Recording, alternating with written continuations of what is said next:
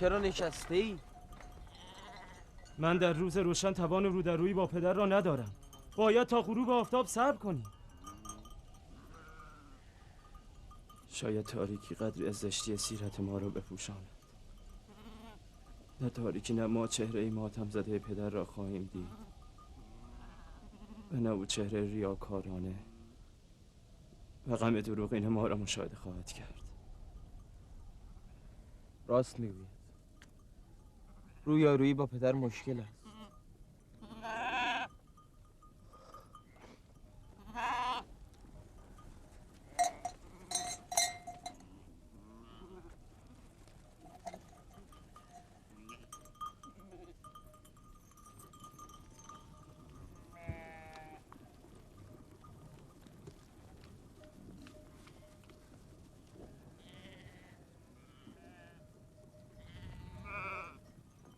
این پیراهن را که همین گونه نمیتوانیم با خود نزد پدر ببریم. او نمیپرسد اگر گرگ یوسف را دریده پس خونه این پیراهن کجاست؟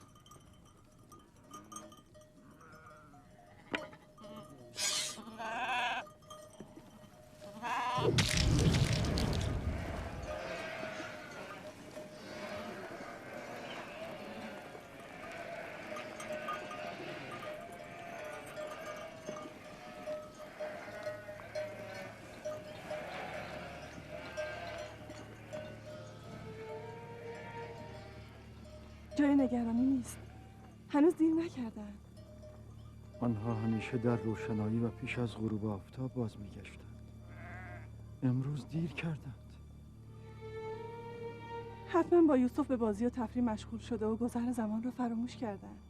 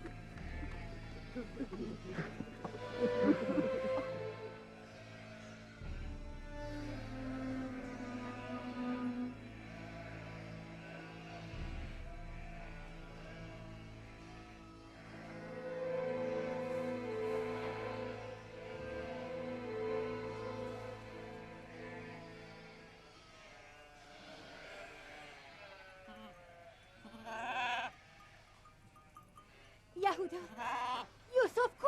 کجاست؟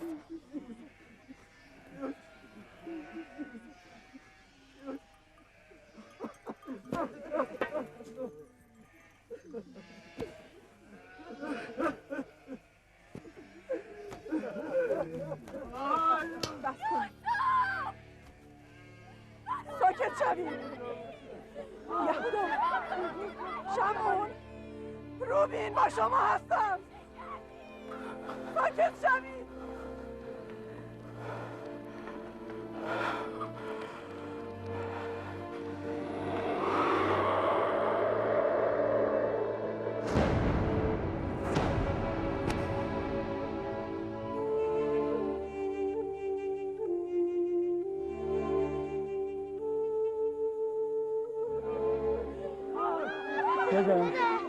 پدر وای به روزتان اگر بلایی بر سر پدر بیاید. پدر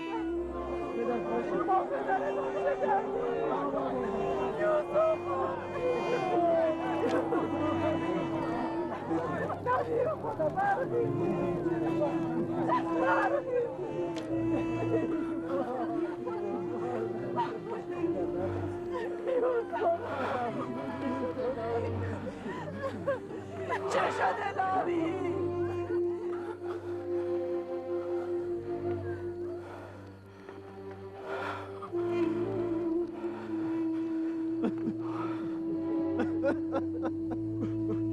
چه شده یهودا؟ یوسف کجاست؟ چه شده لاوی؟ یوسف چه شده؟ چرا سخن نمیگویی؟ خدا غم ما کمتر از غم شما و پدر نیست. ای کاش می‌بردیم و نزد شما باز نمی‌گشتیم. حرف بزن. تحمل شنیدنش دلی از سنگ می‌خواهد. آخر چگونه می‌توان گفت؟ من تحمل شنیدن هر گونه خبری را دارم. بگویید چه شده؟ چه بلایی بر سر یوسف من آمده؟ من و برادرانم نیز دقیقا نمیدانیم چه رخ داده، چون هنگام فاجعه آنجا نبودیم. ما مشغول تفریح و بازی بودیم، غافل از بعد مکان و گذر زمان. یک وقت خدا آمدیم، روز سپری شده بود و ما از یوسف دور شده بودیم. چون یوسف را توانایی دویدن و بازی کردن با ما نبود، ما نزد لباس اساس خود گذاشتیم. به سرعت به سوی یوسف بازگشتیم، ولی اثری از یوسف نیامد. لباس و اساس بود، اما یوسف نبود. فقط پیراهن خونین او را یافتیم. آه یوسف! آیا هیچ عضوی از یوسف من بر جای نمانده تا بر آن گریه کنم یا او را در گور نهاده به یادگار مزاری بر آن بنا کنم؟ بسیار گشتیم، اما به جز این پیراهن اثری از او نیافتیم. گرگان وجود نازنین را از هم دریده بود.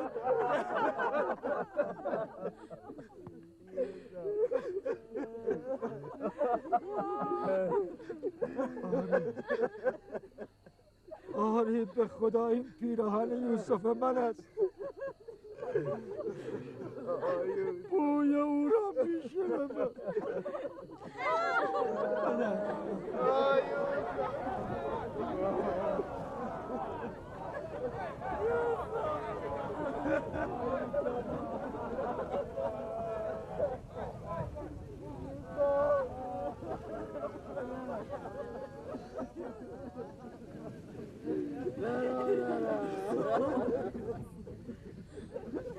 چه بر سرت آوردن؟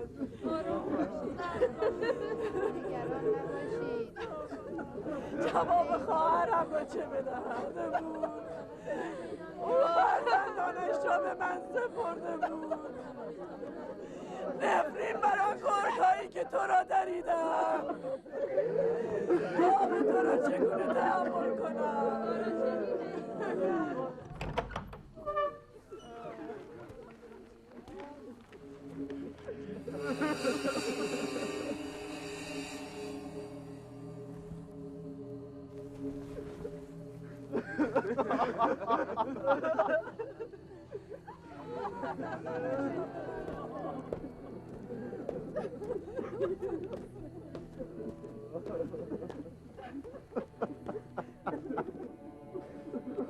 آیا در هنگام حمله گرگ به یوسف همین پیراهن بر تنش بود؟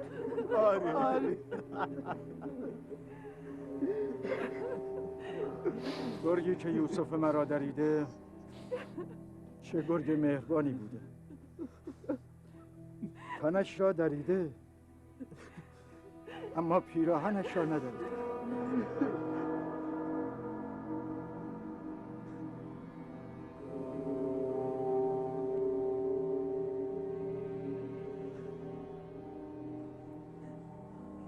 تعبیر خوابی است که نبی خدا دیدن. خواب خوابی که در آن 10 گرگ میخواستند به کودکی آسیب بزنند. نه یوسف من از گرگ آسیب ندیده. گواه من این پیراهن است. یهودا، اگر یوسف را گرگ دریده چرا پیراهنش را ندریده؟ این پیراهن چرا سالم است؟ ما تا به حال متوجه این مطلب نشده بودیم. عجیب است مادر، این پیراهن چرا سالم است؟ راست میگویید، این چگونه ممکن است؟ چه اتفاقی افتاده شمعون؟ حقیقت چیست؟ ما هم نمیدانیم. واقعا حیرت آور است.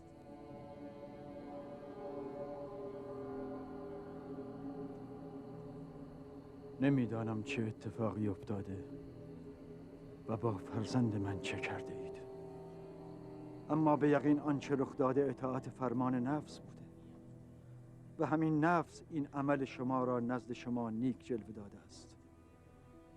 بی شک در این حادثه شیطان یاریتان کرده. ما هم مثل شما نمیدانیم چه اتفاقی افتاده. این که تقصیر ما نیست. شما در امانت خیانت کردید. باید از او چون جانتان نگهداری میکردید. همین امشب بروید، یوسف را بیابید و بیاورید. ما بسیار گشتیم اما اثری نیافتیم. کجا را بگردیم؟ همان که گفتم، همین امشب باید او را پیدا کنید.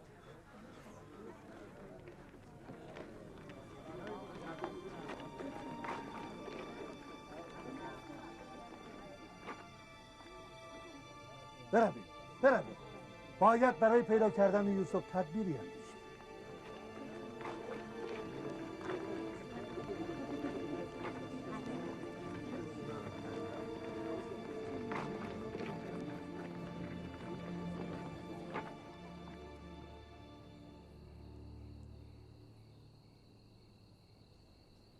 دیدید چه مصیبتی به بار آوردید فرزندان اسرائیل؟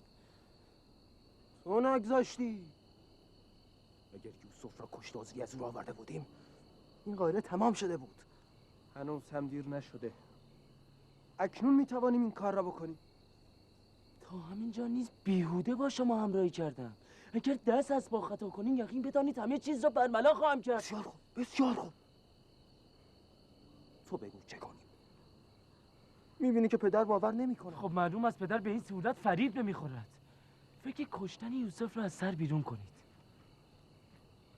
بروید باز هم تلاش کنید و قدری دروغ و دغل سرهم کنید. شاید پدر باور کرد.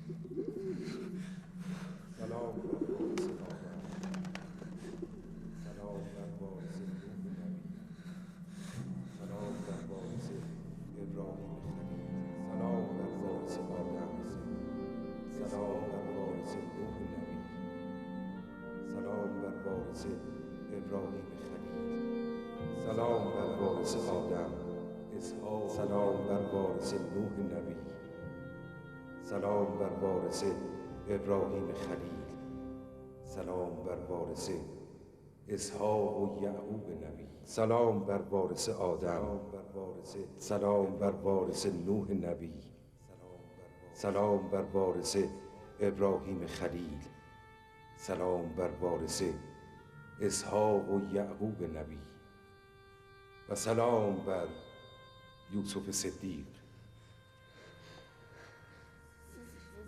سلام، تو کیستی؟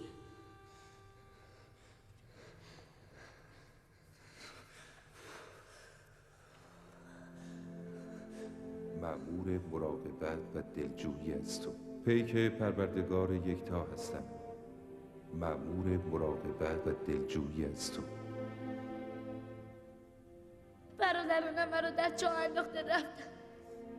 آنها زجرم دادند و مضروبم کردند. میدانم، ولی به اذن خداوند جراحات تو التیام یافت.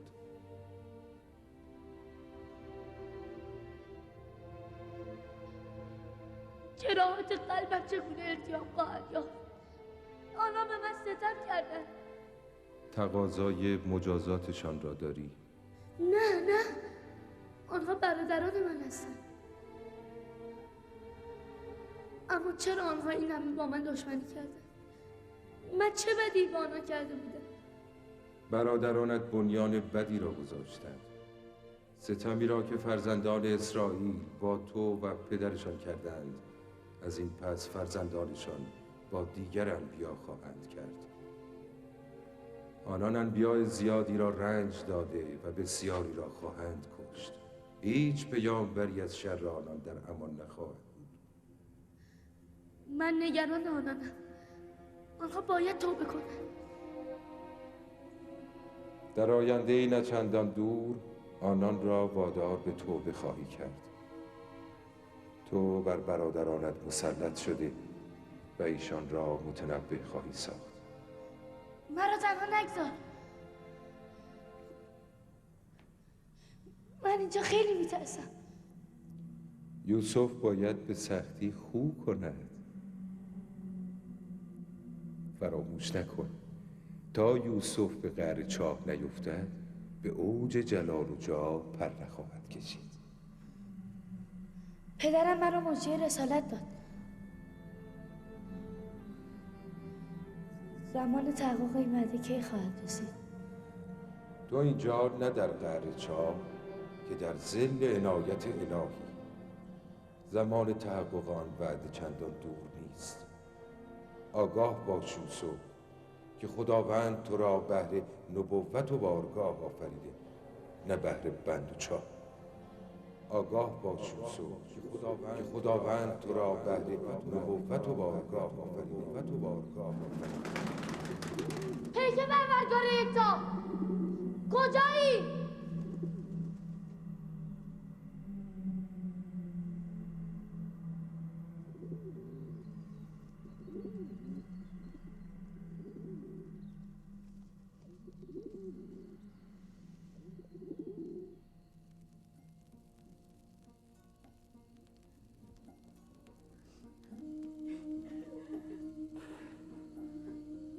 میدانم که یوسف مرا گرگ نخورده، اما چه بلایی بر سرش آمده نمیدانم.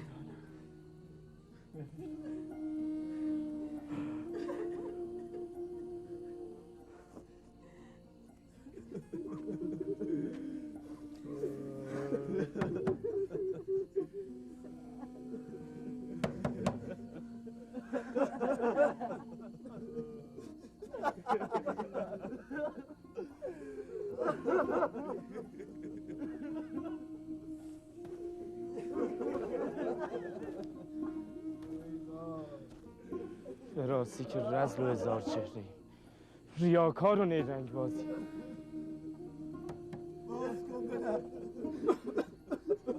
میدانم که سخنان ما را باور نمی‌کنی. ما به همه مقدسات و خداوند یگانه سوگند که ما حقیقت را به شما گفتیم. حقیقت.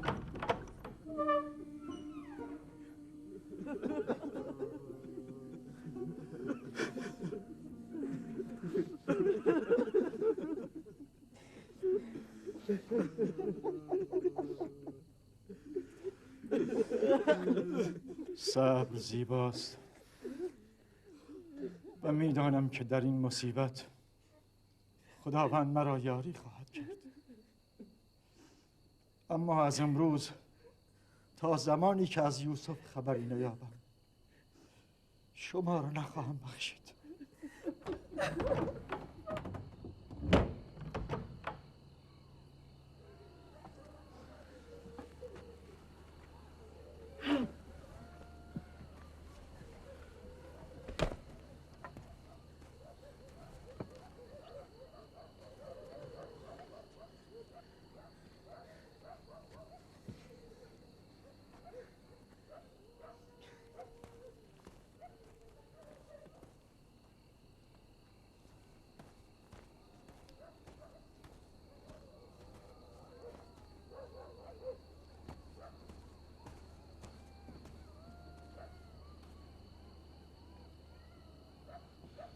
دیگر نمیتوانم این حال پدر را تحمل کنم. میروم که یوسف را نجات داده و نزد او بیاورم.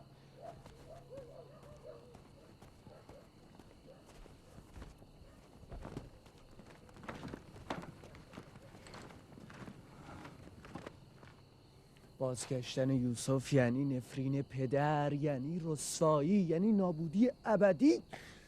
تو میفهمی چه میگویی؟ ولی من تصمیم خود را گرفتم و شما هم نمیتوانید مانع من شوید. از شما بعید نیست. لازم شود پدر را هم میکشید. چه رسد به من؟ جناب یعقوب،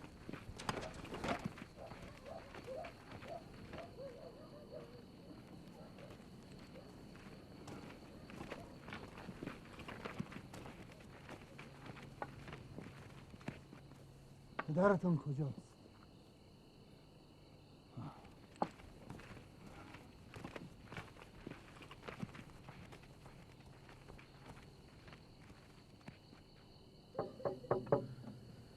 چه میخواهید؟ نمیخواهم شما را ببینم.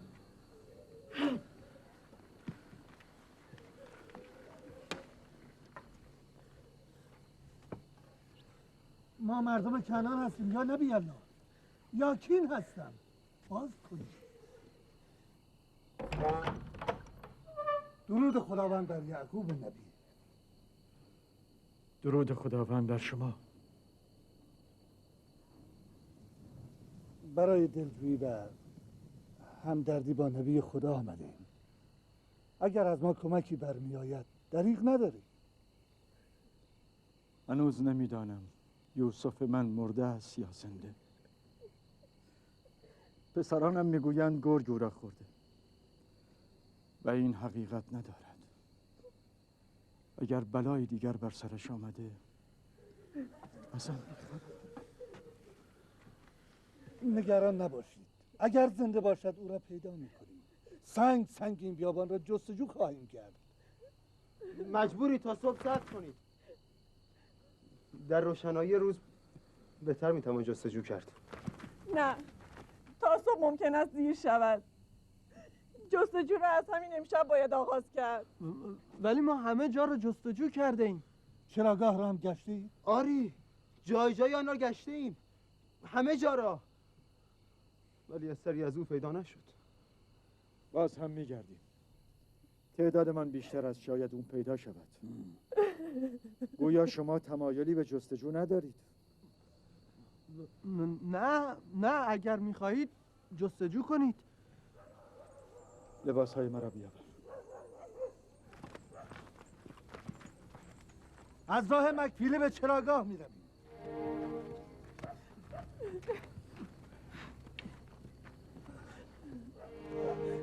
ما هم میاییم. نیازی نیست. شما همینجا بمانید.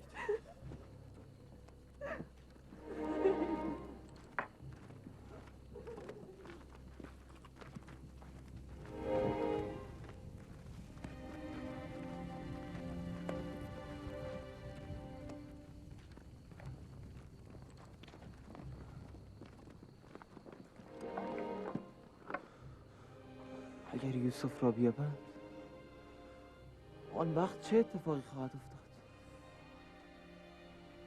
پدر تا ابد ما رو نخواهد بخشید. بهتر از خودمان یوسف را نزد پدر بیاوریم و از او پوزش طلب نموده قائله را ختم کنیم. جانشینی پدر چه می شود؟ توجه و علاقه اون نسبت به ما چه می شود؟ پس از این حتی گوشه چشمی هم به ما نخواهد کرد. پدر همکنون هم هیچ توجهی به ما ندارد. این گذراست.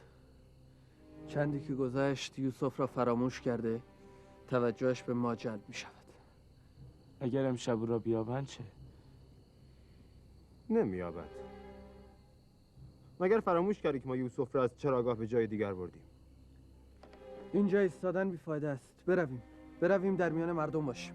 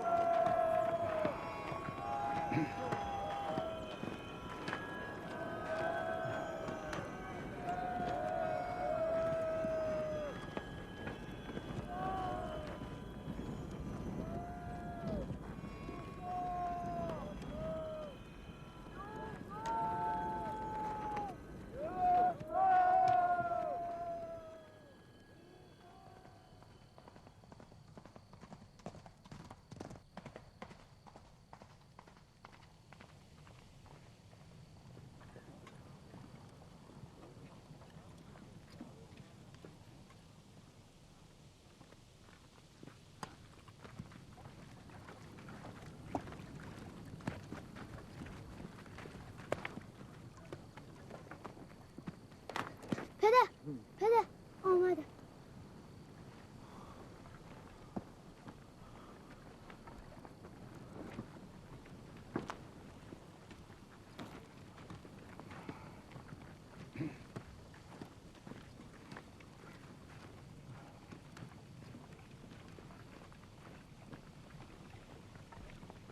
سلام بر نبی. درود بر شما. ما چراگاه را جستجو کردیم، سنگ به سنگ و صخره به صخره، اما اثری نبود.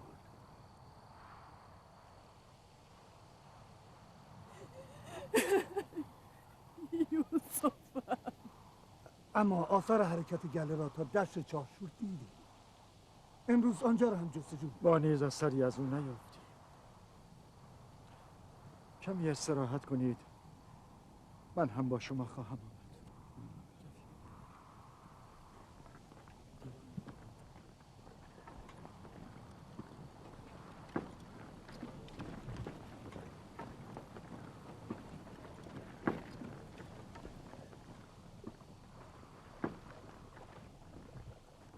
تردید ندارم که امروز یوسف را میابم. در آن صورت با پدر چه خواهید کرد؟ هنوز که نیافتم. بهتر است با آنها برویم و از نزدیک مراقب اوضاع باشیم.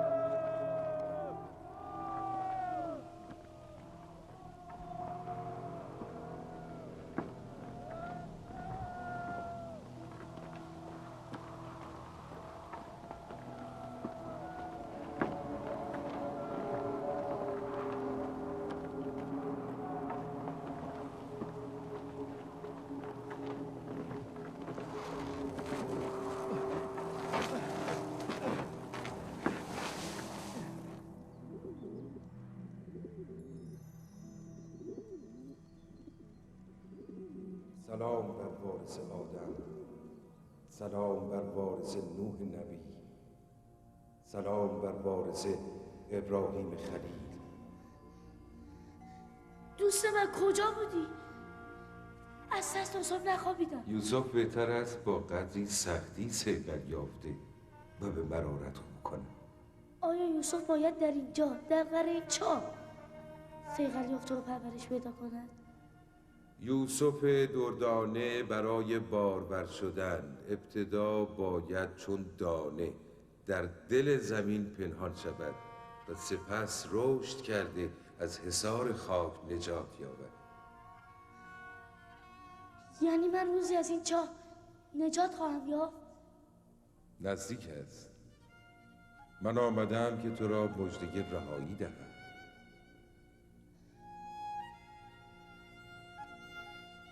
پدرم میگفت دنیا برای مؤمن همانند چاه تاریک است. پس برای تو تفاوت چندانی نکرده. بیرون و درون چاه یکیست. دلم برای پدرم تنگ شده. اگر از پدرت یعقوب جدایی، ولی اینجا با محبوب بی همتایی. بیچاره پدرم، حال او چگونه است؟ چگونه است حال کسی که عزیز از دست داده؟ نزدیک است. من آمدم که تو را مژده رهایی دهم.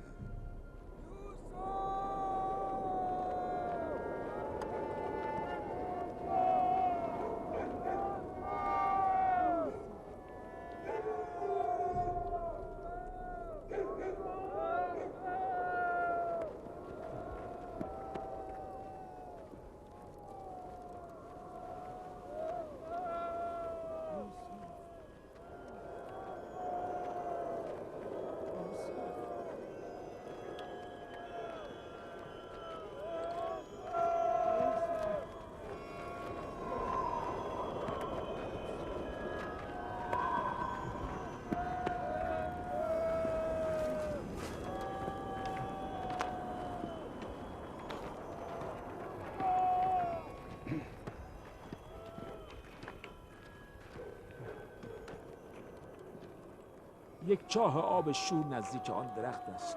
آنجا را جستجو نمی‌کنی؟ میدانم، ولی کسی گله را به سمت چاه آب شور نمیبرد. برم.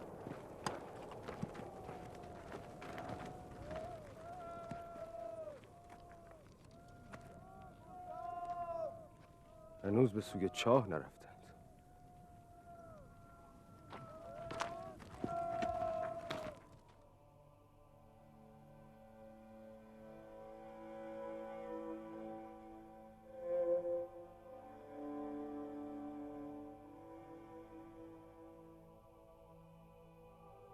یوسف پاکسره قصد خواب ندارد.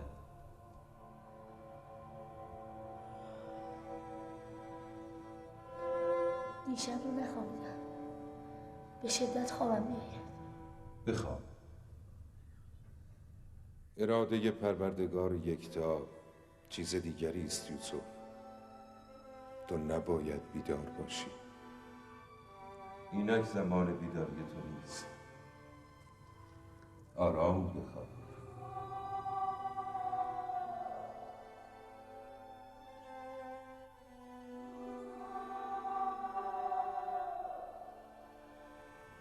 ما که همه جا را گشتیم، داخل چاه را می‌گردیم.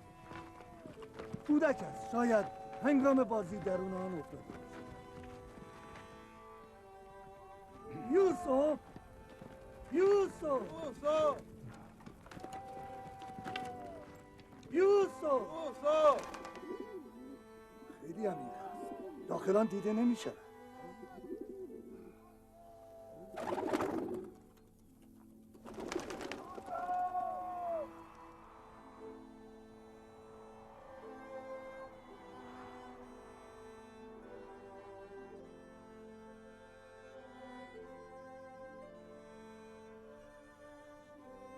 اراده پروردگار یکتا چیز دیگری است یوسف.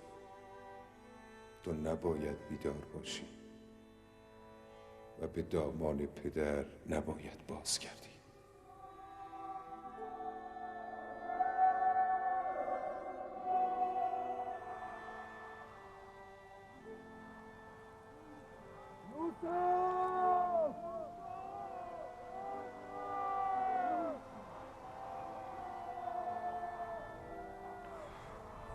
شکر را نیافتند.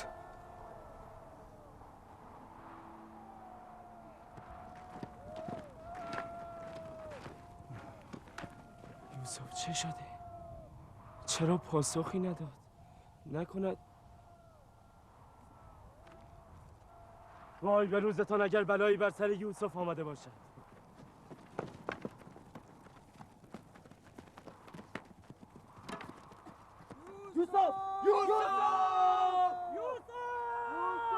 شما باید تقاص پس بدهید. چگونه؟ میتوانی بگویی؟ وقتی به خانه بازگشتیم خواهید دانست. مطمئنی که به خانه باز میگردی؟ از شما بعید نیست. کسانی که دستشان به خون یک برادر آلوده شده، به برادر دوم چرا آلوده نگردد؟ به برادر سوم و چهارم و در نهایت به خون پدر چرا نه؟ طوری سخن میگویی که گویا تو در این ماجرا اصلا دخالتی نداشته ای. وقتی به خانه رسیدیم به پدر بگو که نقشه دزدیدن یوسف کار که بود. یوسف! یوسف! یوسف! یوسف زنده است! صدایی شنیده می شود!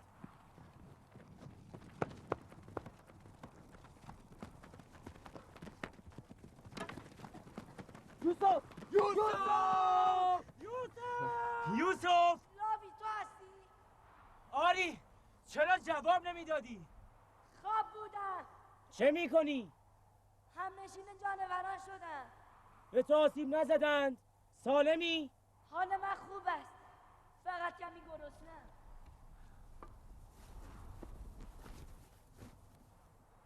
بگیر مقداری برایت غذا آوردم.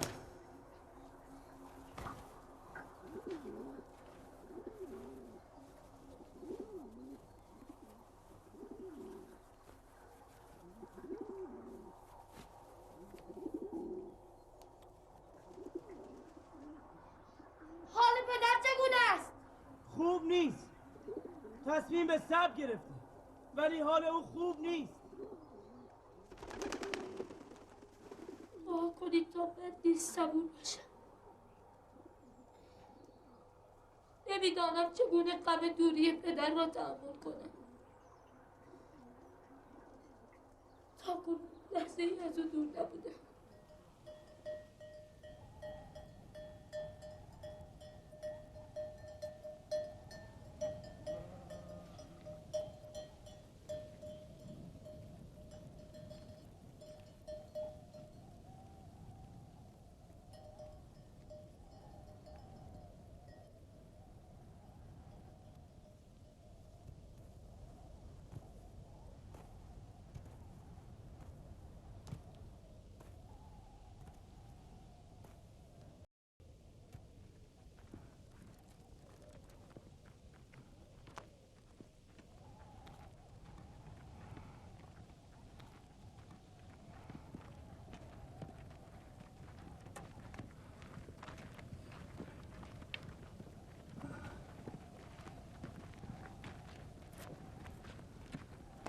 خداوند یعقوب نبی را حفظ کند. متاسفانه نتوانستیم از یوسف خبری بگیریم. او در منطقه کنعان نیست. اگر بود حتما او را می‌یافتیم. خداوند به شما جزای خیر داد. همین مقدار هم بیش از توان شما و دور از انتظار من بود. دعا کنید که خداوند یوسف را به من برگرداند.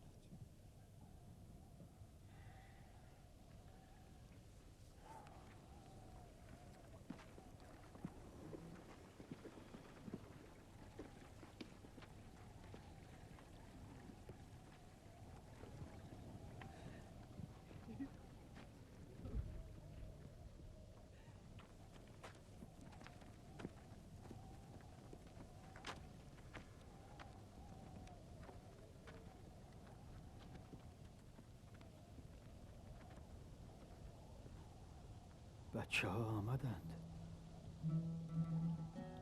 اما از یوسف خبری نیست.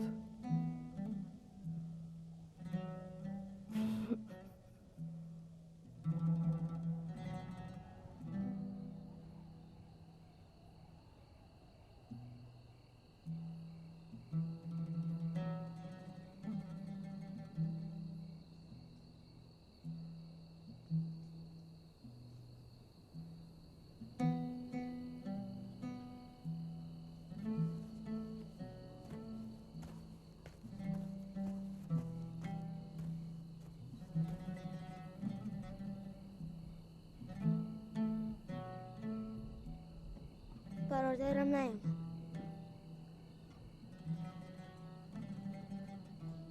دیگر نخواهد آمد؟ اگر خداوند اراده کند خواهد آمد. فقط باید کمی صبر کنیم و انتظار بکشیم.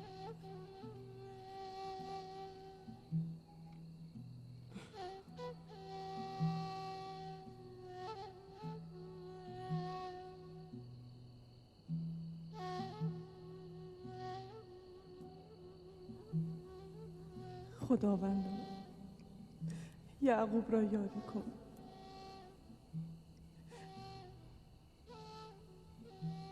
خداوندا یعقوب را یاری کن. او تحمل دوری یوسف را ندارد.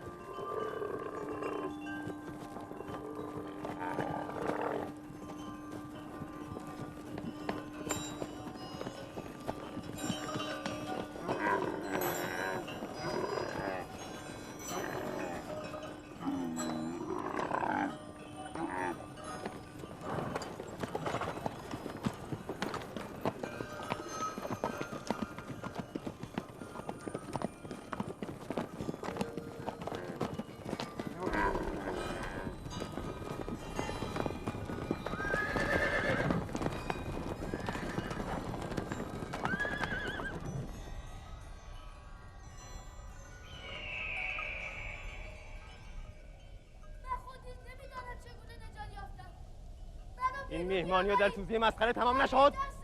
اینجا تاریکه. دیشب را چگونه سپری کردی؟ خیلی ترسیده بودم. مجبور شدم شب را در کنار جانوران بخوابم.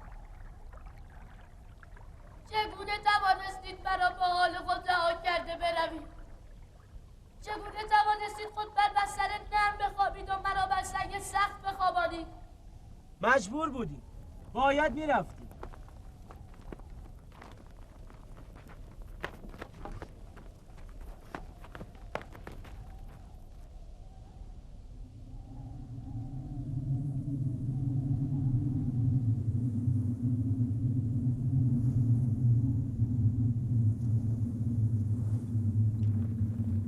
شمون یهودا آن چیست؟ طوفان است. باید در جای پناه بگیریم. طوفان لاوی بس است. طوفان باید پناه بگیریم. ما مجبوریم برویم. طوفان آغاز شده است. من باز نزد تو باز می‌کردم. نگران نباش.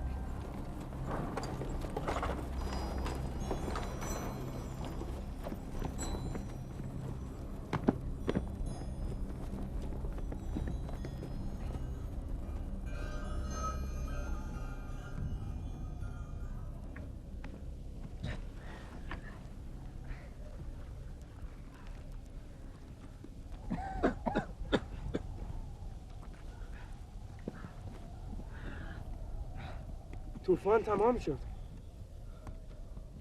این چه طوفانی بود؟ عجب طوفان سهمگینی بود. به ناگاه شروع شد و چه زود تمام شد.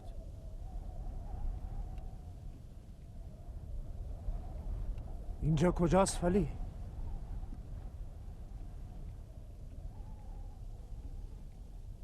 خدایان به ما رحم کنن. راه را گم کردیم. گویا این طوفان مأمور گمراه کردن ما بود.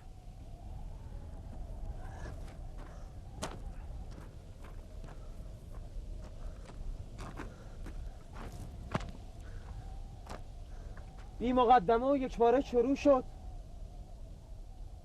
خوب هم که ما را اذیت کرد به ناگاه تمام شد.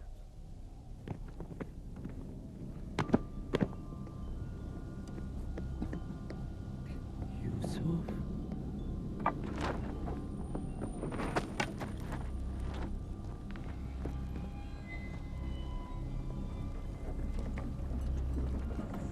حال چه کنی؟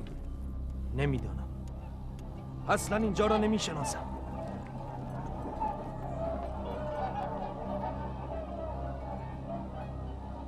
طوفان تمام شد. نترس، من اینجا هستم. من میترسم. اینجا تاریک است. منو بیرون بیاورید. نمیتوانم. حرکت این پرندگان شاید نشانه‌ای باشه. از این سو حرکت میکنیم. حرکت میکنیم. از این سو. همه سوار شود. از کجا میدانید که راه را درست میرویم؟ بالاخره باید از سوی رفت. من به خدای جدم ابراهیم توکل کردم. امیدوارم که راه را پیدا کنیم. و اگر هم پیدا نکردیم تشنگی همه را از پای خواهد انداخت. ببین چه مقدار آب داریم فلی. خیلی کم. نیمی از یک مشت. ببینید هر کس تشنه است به او آب بدهید. تشنگی خودمان چه؟ اگر آب تمام شود مرگمان حتمی است. مرگ با هم، زندگی نیز با هم. اگر آب هست برای همه، اگر نیست برای هیچ کس. این درست نیست که در این موقعیت تو تنها به فکر خیش باشی.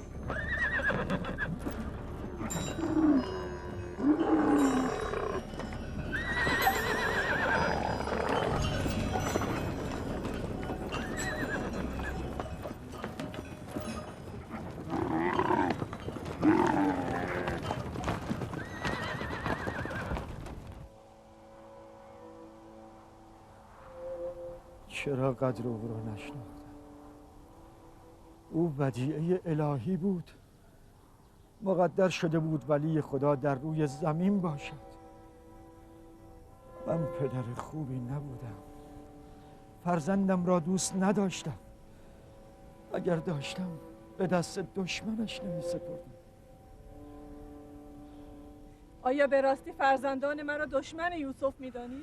تو جز این تصور می‌کنی؟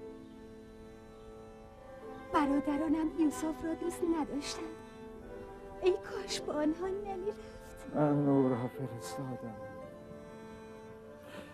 مقصر من هستم. ای کاش نمیفرستم. ای کاش نمیفرستم.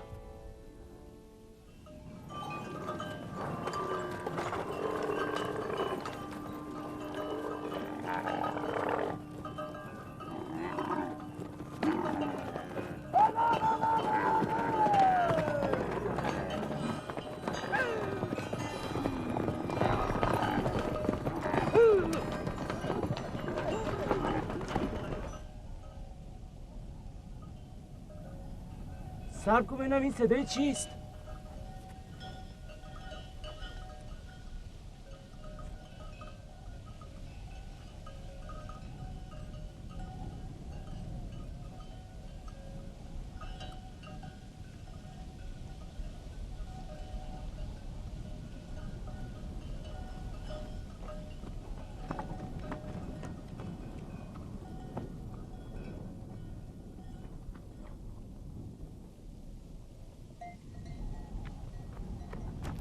اگر اشتباه نکرده باشم قافله‌ای به این سو میآید.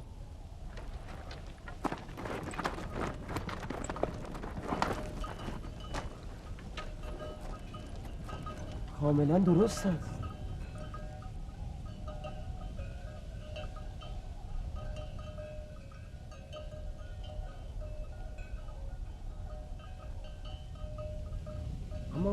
اما قافله ها به ندرت از اینجا عبور میکنن.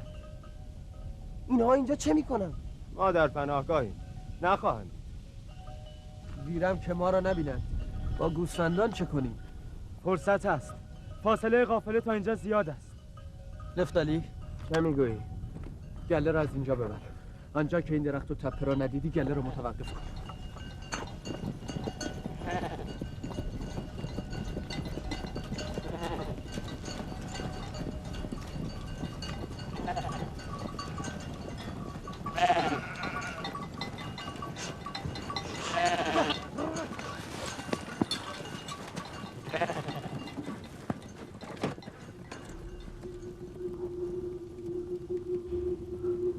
خب دیگر گله را نخواهد. من آن پشت درخت و تپه های کنار آن را میشناسم. اینجا سه فرسنگی کنعان است. پای آن درخت چاه آبی وجود دارد. اجازه بدهید این مژده را به کاروانیان بدهم. بیفایده است. آب آن چاه شور است. شما اطمینان دارید که این آب شور است؟ چند بار از اینجا عبور کردم. آب این چاه حتی برای حیوانات هم قابل شرب نیست. افراد غافل از تشنگی هلاک خواهند شد. چاره ای بیندیشید. چاره کار این است که به سرعت حرکت خود را تا چاه بعدی ادامه دهیم و قبل از تاریکی هوا به آب برسیم. وگرنه هم اهالی کاروان هم حیوانات به شدت آسیب ببینند. حرکت میکنید. حرکت میکنید. به شدت گام های خود بیافزایید.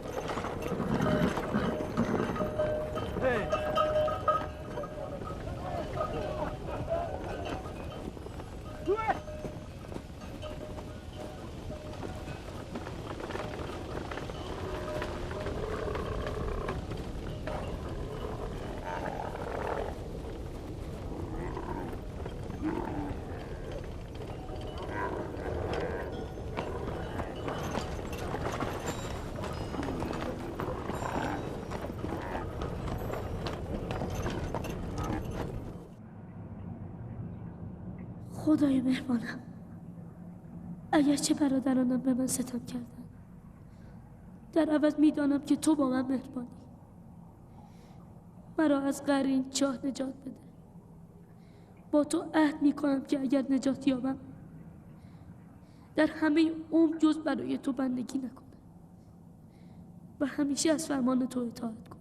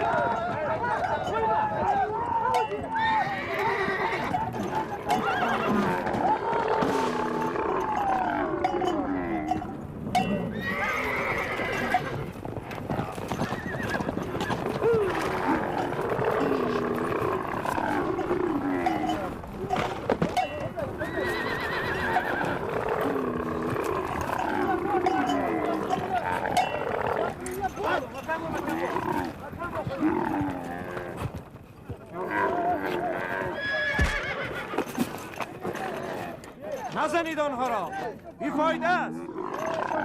اینجا کمی اتراق میکنیم.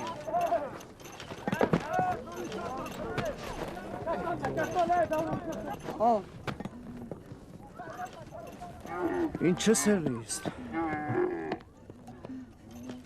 بوی آب به مشامشان خورده. حیوان که نمیفهمد آب این چاه شور است. اصلا نمیفهمم چه اتفاقی افتاده. این حیوانات رو چه شده؟ آب آب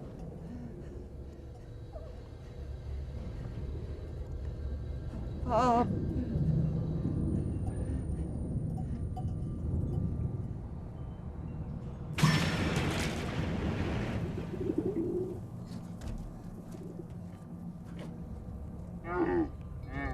آب دارد.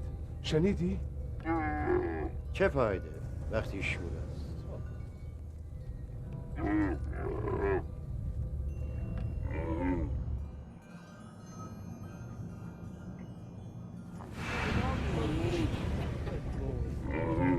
آب آب آب این چاه اصلا قابل خوردن نیست. این پیرمرد به شدت بیمار است و تشنه. صلاح می‌دانید قدری آب بکشیم. شاید بعضی از حیوانات خوردن. بیهوده به خود زحمت ندهید. گفتم شور است. زیانی ندارد که. هر طور میل خودتان است. دل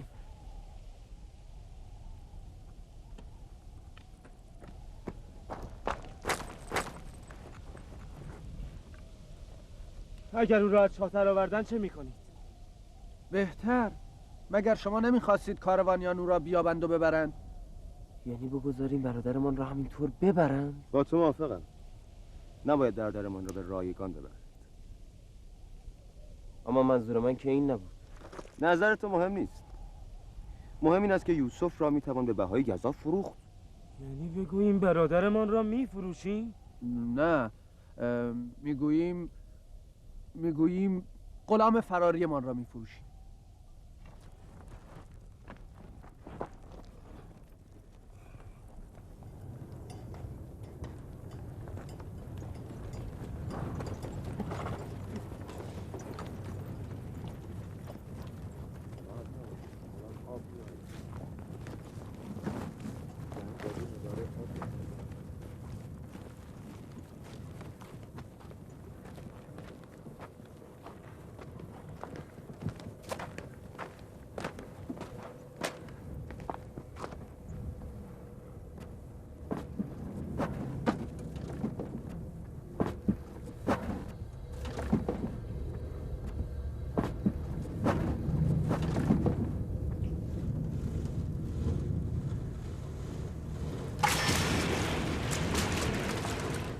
با این دست بالا خواهم رفت.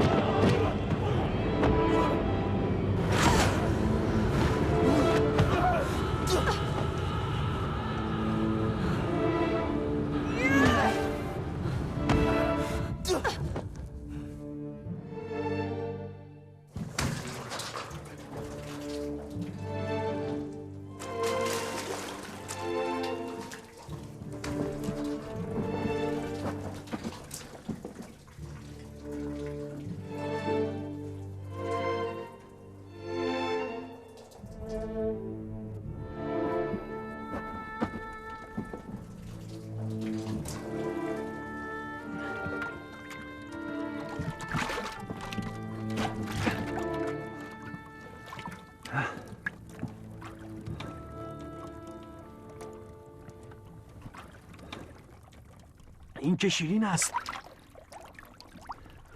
راست میگویی. این آب که شور نیست. این آب شیرین است.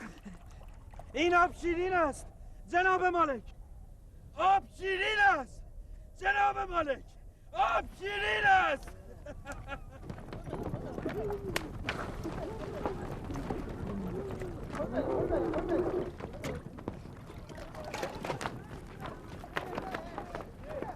عجیب است. دیدید شیرین است؟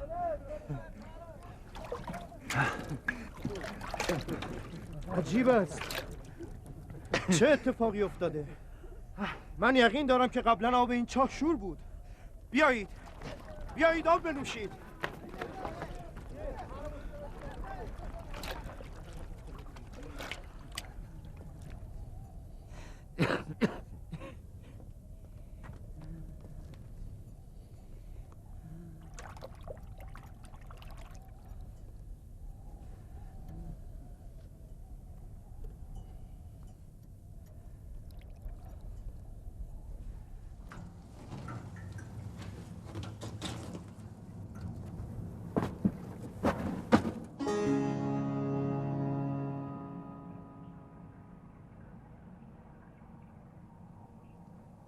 تو مأمور نجات خیل عظیمی از بندگان خدا هستی.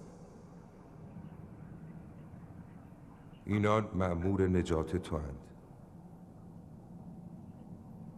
بر درب بنشین تا از این چاه نجات یابی. از چاه نجات یافتم نزد پدر میروم؟ نه، تو مأمور نجات خیل عظیمی از بندگان خدا هستی. با این کاروان به سرزمین دوری خواهی رفت. پس پدرم، من او را دوست دارم. او باید سالها فراق تو را تحمل کند. این اراده پروردگار یکتاست. نزد کاروانیان نام و نشان خود را انکار کن. هرچه از تو پرسیدند فقط بگو فرزند چاهم.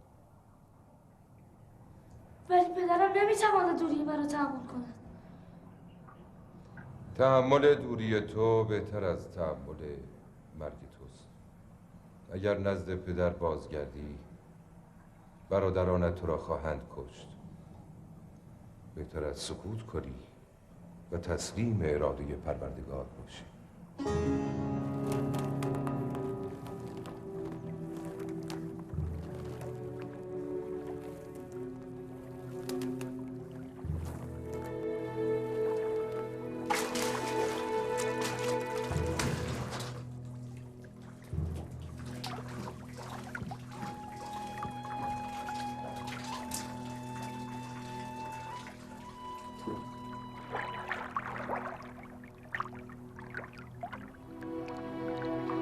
تو مأمور نجات خیل عظیمی از بندگان خدا هستی. این چرا سنگین شده؟ بکشید. بکش.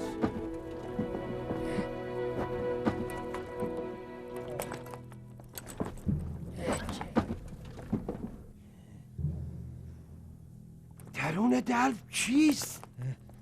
جناب مالک، تو چیستی؟ فرشته یا انسان؟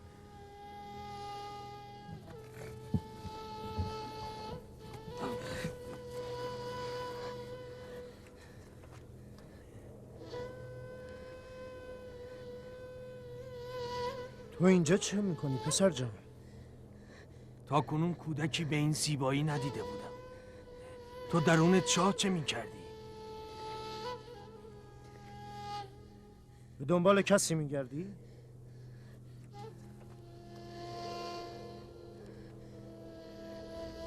چرا سکوت کرده ای؟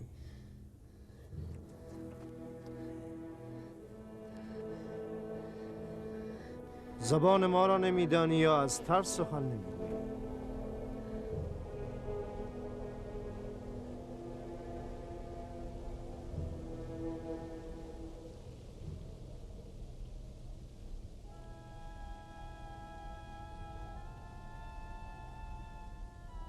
بیش از آن که همه چیز را برملا کند باید دهانش را برای همیشه بست.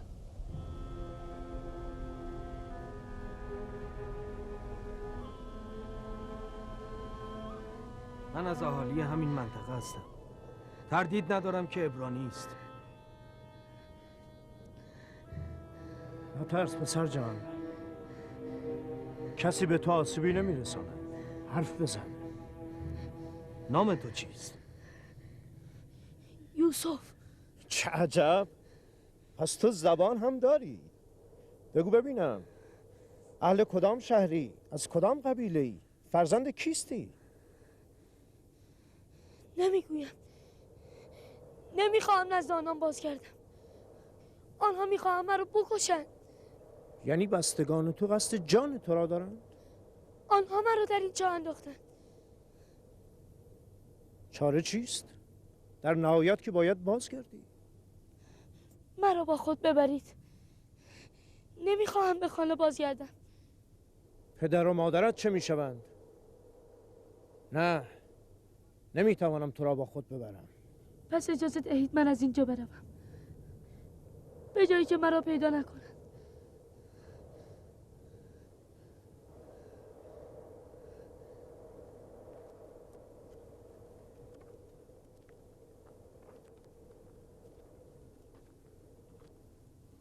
این کودک چه کنیم فلی؟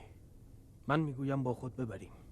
اگر خاندانش او را میخواستند به چاه نمیانداختند. این چهره معصوم نمیتواند دروغ بگوید.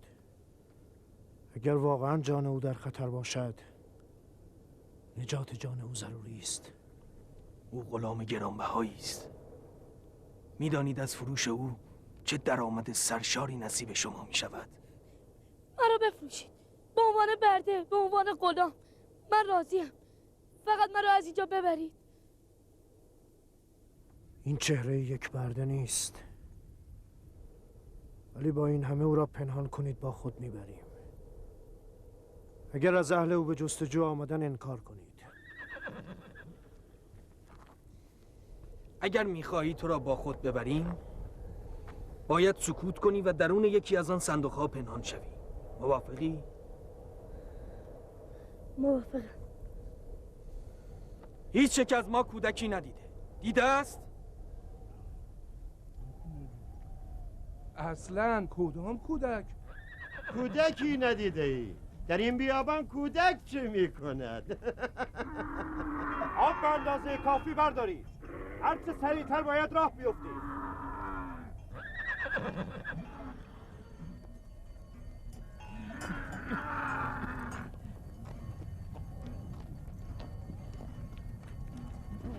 اینها کیستند؟ نکند راهزن باشد. نگهبانها!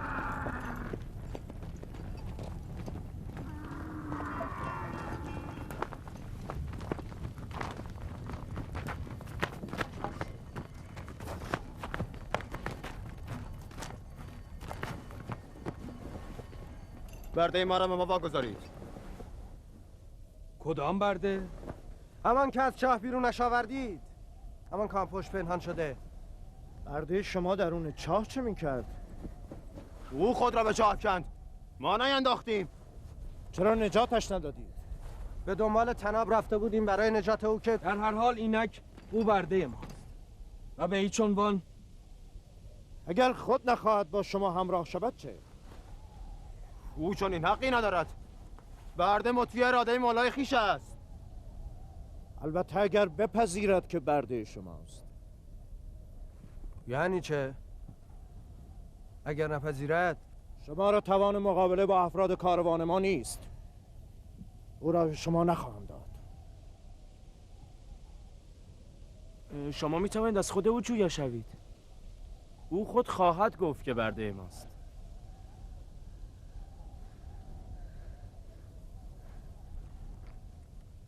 از اینان نترس پسر جان. نمیتوانند به تو آسیبی برسانند. بگو ببینم آیا تو غلام اینان هستی؟ دروغ گفتن رو به من نیاموختن.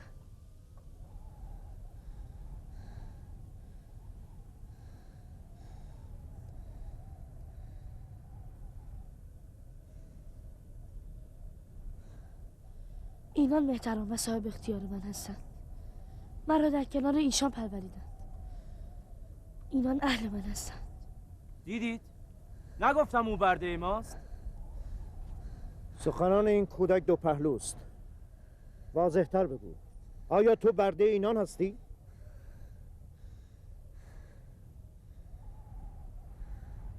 اینان مهتران و صاحب اختیار من هستند. من پاسخ مشخصی دریافت نکردم. می توانم یوسف را به شما باز نگردانم. ولی ما به زور هم که شده او را خواهیم گرفت. تردید نکنید که جان در سر این راه خواهید گذاشت. یقین بدانید تعداد کشته‌های شما کمتر از ما نخواهد بود. به راستی شما به خاطر این برده گریزپای سر به هوا حاضرید بکشید یا کشته شوید؟ دست بردارید. گلویی که به دست باز می شود به دندان چرا؟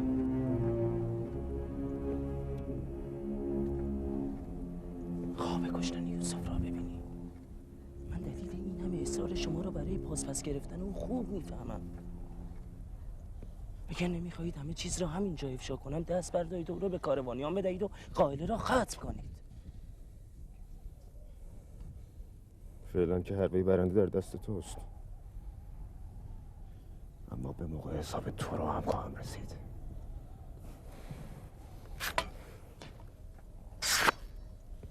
فکر نمی کنم به خاطر تصاحب این برده حاضر شوی چندین خون ریخته شود. با آن که در برده بودن یوسف تردید دارم، اما از آن گذشتم. میخوای که با صاحبان خود بروی؟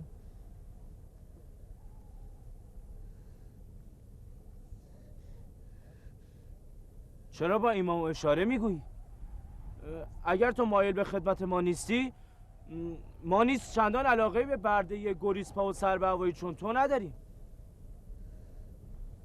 ما حاضریم اون را بفروشیم. خریدار آن هستی؟ میتوانم از علت این تصمیم ناگهانی سوال کنم؟ چندان هم بی علت نیست. خسته شدیم عباس پی او دویدیم و او را جستجو کردیم. بهایش چند است؟ 1000 درهم. گرچه بیش از اینها میارزد.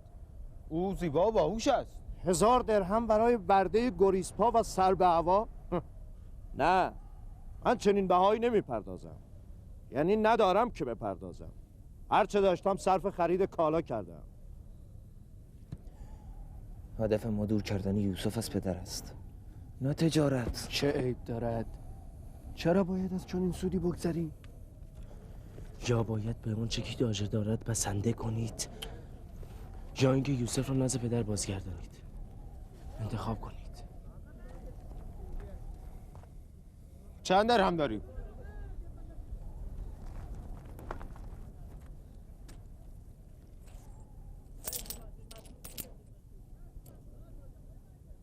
همه داشته من همین 18 سکه است. میدانم که برای یوسف کافی نیست.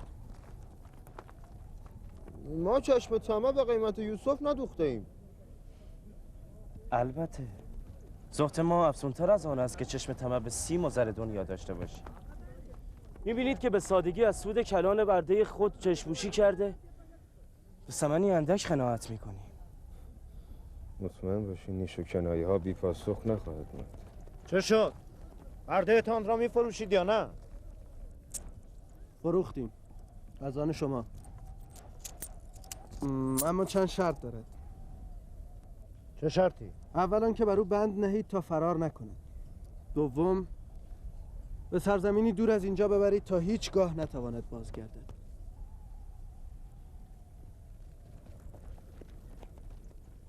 اگر یک بار دیگر تو را در کنعان ببینم زنده نخواهی ماند.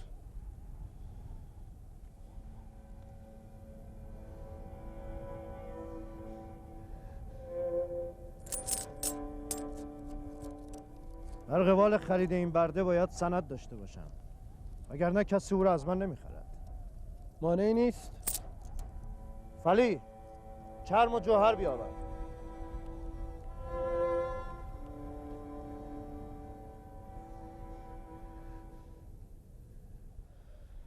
نگران نباش، اینها بهتر از ما هستند.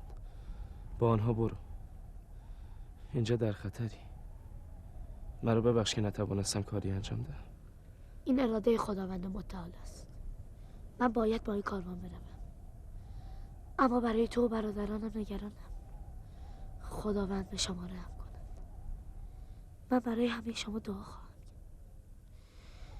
نگذارید غم دوری من پدر را زجر دهد.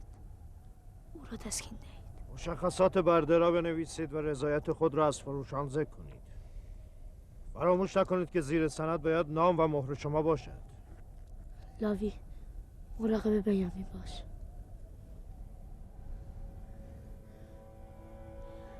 میخواهم تو را ببوسم، اما اینها به ما شک خواهند کرد. مواظب خودت باش. خداوند همیشه با توست. خودت را به او بسپار. در آینده نیست چون گذشته تو را حفظ خواهد کرد.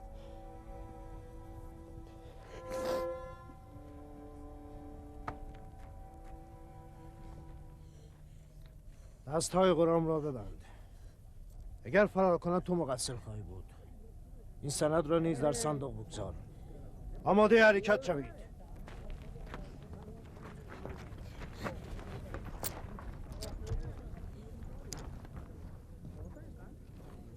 برویم. صبر کنید. باید مطمئن شویم که رفتید.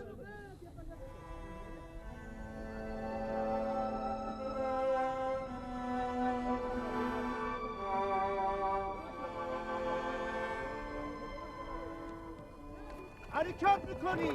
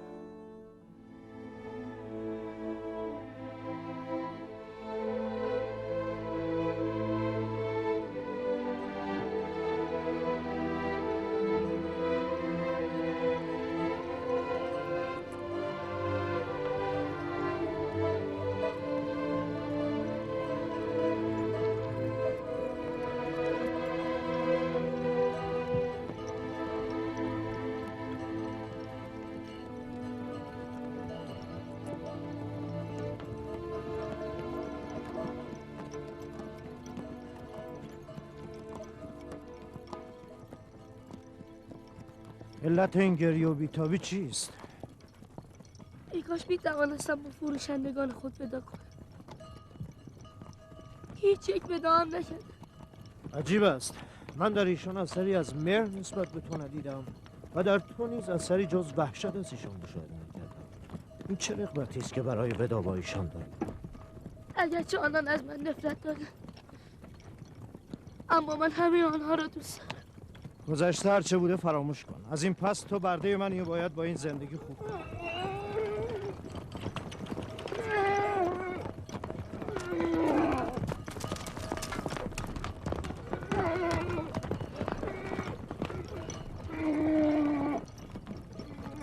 فروشندگان غلام که به دنبال ما نمیآیند. نمیدانم چه نیرنگی در کار اینا.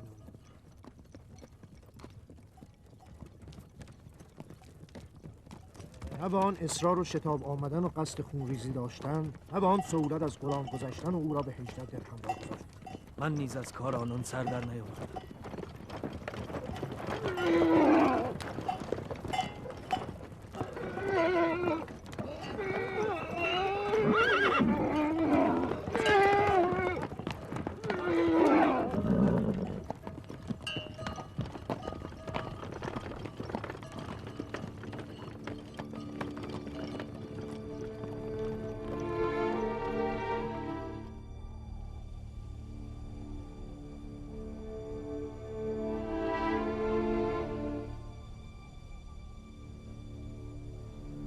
احساس میکنم حال یوسف خوب نیست. قلب من در سینه بیتابی میکند.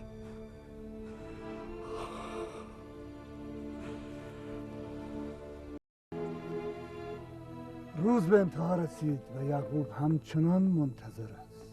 اگر بچه ها از یوسف نشانه بیابند، یعقوب آرام خواهد شد.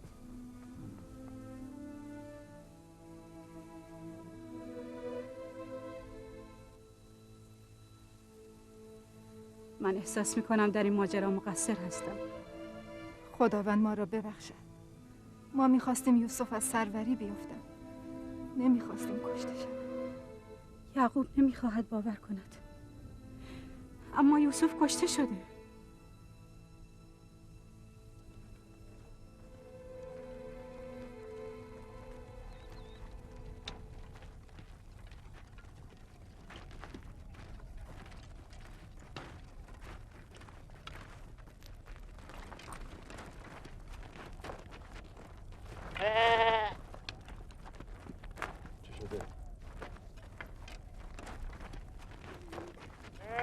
چه شده؟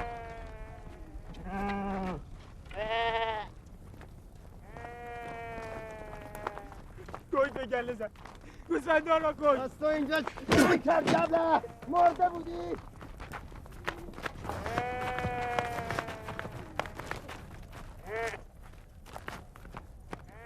تعداد گرگان زیاد بود و من تنها بودم. از چه طرف حمله میکردن؟ از من کاری ساخته نبود. تا کنون گرگ گوسفندی از گله ما نکشته بود. این بار چه شده؟ از امروز به بعد خواهد کشت. از حالا به بعد باید منتظر بلاهای زیادی باشیم. وقتی چون گرگ به بره مظلوم حمله میکنیم باید منتظر حمله گرگ ها به خودمون باشیم. این تازه آغاز بلای گوناگون است.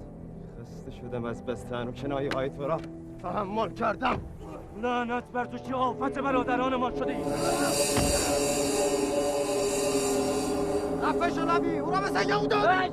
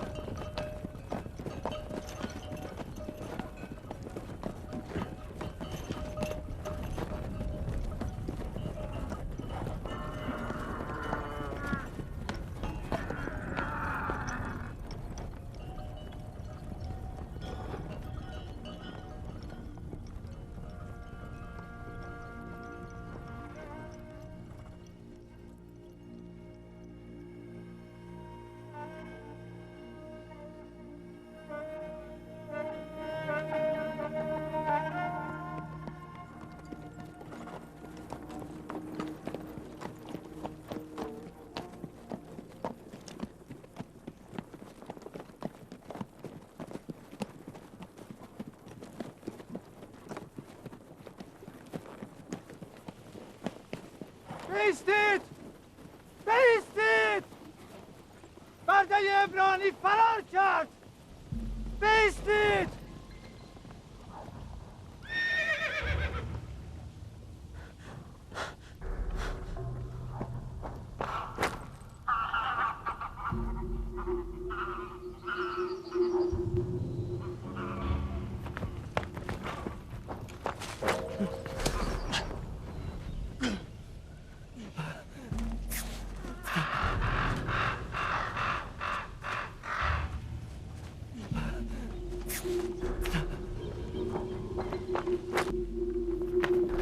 یوسف را ندیدی؟ آن کودک عبرانی را میگویم. نه نمیدانم. تو را می آوردی. به پشت سر که نگاه کردم دیدم نیست. اصلا تو را با او چه کار؟ فلیح او را به من سپرد. اگر گم شود به سختی مجازات خواهم شد.